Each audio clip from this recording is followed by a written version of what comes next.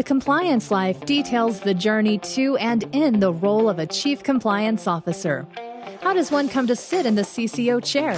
What are some of the skills a CCO needs to successfully navigate the compliance waters in any company? What are some of the top challenges CCOs have faced, and how did they meet them? These questions and many others will be explored in this new podcast series. The Compliance Life is hosted by Tom Fox, and each month he'll present the story of one CCO through 4 episodes. The Compliance Life is a production of the Compliance Podcast Network. Hello, everyone. This is Tom Fox. I'm extraordinarily pleased to welcome you to another 4-week episode of The Compliance Life. In the month of September, I'll be visiting with DeAnna Nwankwo. DeAnna has been most recently the Chief Compliance Officer at Core Laboratories, where she served from 2003 to May 2020. In that capacity, she led Core Laboratories' ethics and compliance activities. In this role, she reported to the General Counsel and Secretary and to the Audit Committee of the Board of Directors. She was responsible for formulating and implemented Core Lab's ethics policies and procedures, including its Code of Ethics and Corporate Responsibility Statement, making sure they were communicated and training across all company lines. She managed the company's Helpline resources and served as the final internal resource which concerned parties could communicate after other formal channels and resources were exhausted. As Chief Compliance Officer, she was authorized to implement all necessary actions to ensure achievement of objectives of an effective compliance program. In her role, she collaborated with other functional departments, including internal audit, human resources, information security, to receive and direct compliance issues for the company. DeAnna has a great story. It's well worth listening to. I know you'll enjoy it, and I know you'll learn a lot. Thanks for listening. Hello, everyone. Tom Fox back again with DeAnna Nwankwo for episode 3 in this month's The Compliance Life. DeAnna, first of all, welcome back. Thanks, Tom. DeAnna, in this episode, I wanted to take a look at the importance of building trust, being honest, and having high ethical standards for a Chief Compliance Officer. I was wondering if you might start with some of your thoughts around Helpline Management. Yes, thanks, Tom. So Helpline Management, that's really important, especially if you're going to have it managed internally. Having been the person on the receiving end of the hotline for the company that I worked for previously, I today would champion having a third party actually take care of that particular part of the compliance program. Why? Because I think, especially if it's going to be a multinational company, I think language barriers could prevent some individuals from reporting when they really have something that they need to report. I think individuals outside of the United States would prefer to speak to someone in their native tongue. I think that having a third party manage the helpline or the hotline, however it's represented in the company, I think it gives the caller a little bit of added confidence to have an opportunity to speak to someone in their own language. Because the whole purpose, I think, in having a hotline is to encourage individuals in the company to speak up. If they see something, they should say something. Now, certainly having managed the helpline for the company, I did speak to individuals calling from around the globe. The one thing about my prior company is that there was a policy, it was a company policy that no matter where there was an operation around the globe, somebody in the building had to be able to communicate in English well. Well, that's great if you're trying to do, normal run-of-the-mill business. But what about a person who's out in the field, who sees something and they need to report something, and they're not that comfortable or confident to discuss their concern in English with me sitting on the other side of the globe? I think a multinational company should have, if not a third party managing their hotline, then they should have maybe compliance champions, if you will, strategically placed, somewhat like human resources is strategically placed around the globe in these various offices. Why not have a compliance champion who sits in that office, who can speak the native language, who the person who needs to make the report of misconduct can speak confidently with, can be confident in that person's ability to triage their concern and hand that off to the appropriate person within the organization.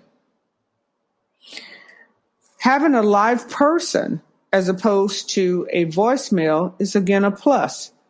Because if I have something significant that I need to report and I've finally gotten up the courage to make that phone call, then I want to be able to reach a live person the first time. I don't want to have to try to talk myself into calling back.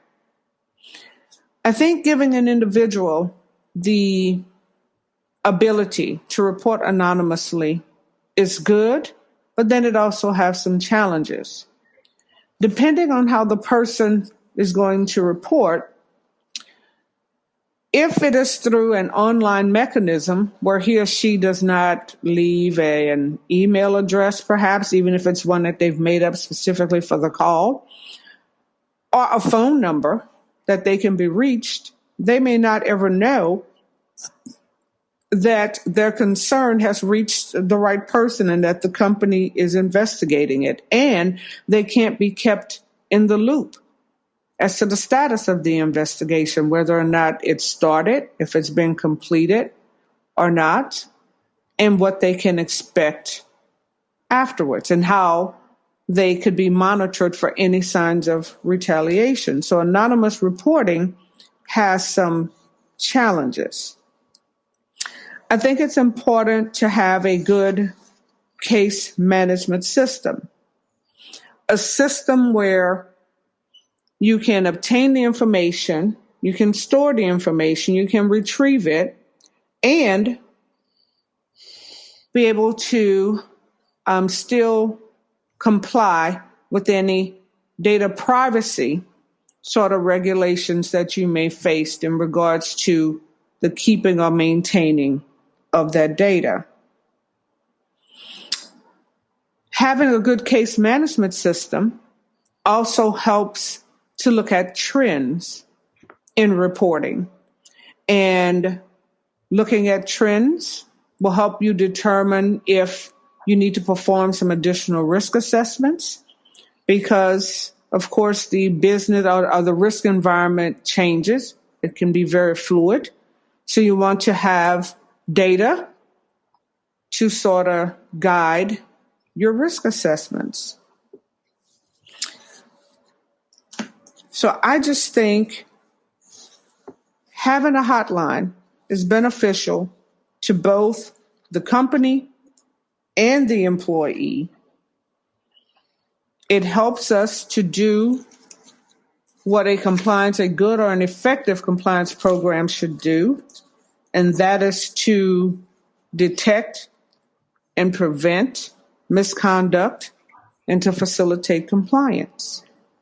DeAnna, in a former life, I was a trial lawyer, and I did a lot of, I was a defense lawyer representing companies in contract, personal injury, etc.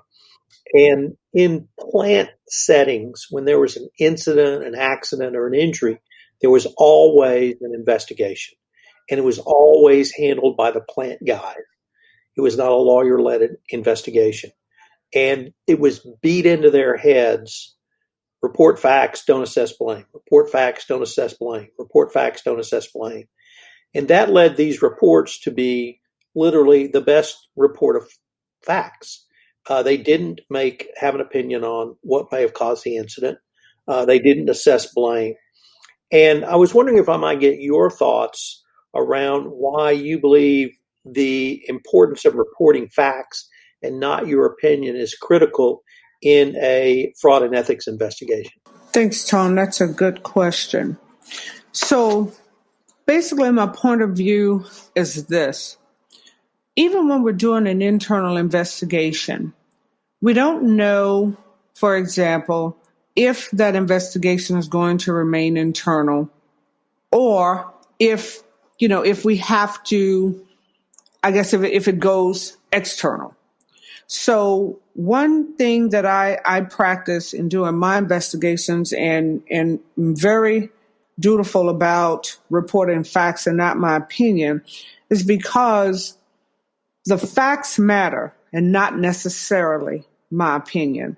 It's very important for us to get to the root of the misconduct, for us to understand how prevalent it was, if it was a one-off situation, if it's been systemic. It's important for us to be able to gather all of the facts so that once we make a decision and we close out the investigation, whatever disciplinary action takes place, that action prevents recurrence. So if we're reporting the facts and not necessarily our opinions, that is going to prevent us from adding a bunch of fluff, a bunch of information to the report that is not germane to the issue at hand. And it just makes the report cleaner. If you're going to have to go back and look at that report, you want to be able to get to the nonconformance of what happened, what caused the misconduct, what were the causes of those, and be diligent about identifying the root causes, because if you don't, then you'll certainly have some recurrence. And applying the appropriate fixes to that situation in an effort to, again, not have the company face that same situation again. DeAnna, I've heard you refer to investigations as an opportunity for teachable moments. How do you, and I was very intrigued by that comment, how do you use or find investigations as an opportunity for a teachable moment? Yeah, so one thing that I did consistently, Tom, anytime I had to conduct a fraud investigation or an ethics investigation, I was very mindful of the person sitting on the other side of the table. That person was a human being who had a life, potentially family, that was going to be impacted by this decision. But it was important for me to make sure that the person sitting across the table from me understood that the reason why I was in the building was because of his or her conduct and decision he or she made. So for me, I wanted to acknowledge, yes, they were a human being and they had perhaps made a decision that they now regret making, but they had to be held accountable. So I would always make sure that the person understood why I was there, the reason for me being there, what I was going to do. And I always wanted them to know that they had a decision, again, that they could make. They could choose to participate in the investigation. In other words, answer as truthfully as they could, because I was going to make a decision anyway. And so it would be to their benefit to answer honestly, because depending on how they handled or how they approached the situation, if they were going to be deceptive, then they needed to understand that my decision was going to be made based on the facts that I had obtained so they could contribute to my fact finding if they chose. So I don't know, I guess I've just always had this certain level of compassion in me. And it was never easy when I had to recommend termination of a person, and I had to do it several times over the course of my career there. But it was never made just out of I don't want to deal with this, just fire him. It was never that. I was always going to obtain the facts and make sure that I reported just the facts. DeAnna, unfortunately, we are near the end of this episode, but I hope our listeners will join us for our fourth and final episode next time, where we take a look at what you feel like a CCO must stand for. I look forward to concluding our exploration of your life and in the compliance life next week, DeAnna. Thanks, Tom. I look forward to it as well. Hello, everyone. This is Tom Fox. Thank you again for listening to this episode of The Compliance Life. I hope you'll join me again next week, where I take up another episode in The Compliance Life. The Compliance Life is a production of the Compliance Podcast Network. If you would like to be featured on The Compliance Life, please give me an email at tfox@tfoxlaw.com. Also, if you like this series, please give us a rating on iTunes. Any review and rating would definitely help get the word out about the latest addition to the Compliance Podcast Network. Thanks again.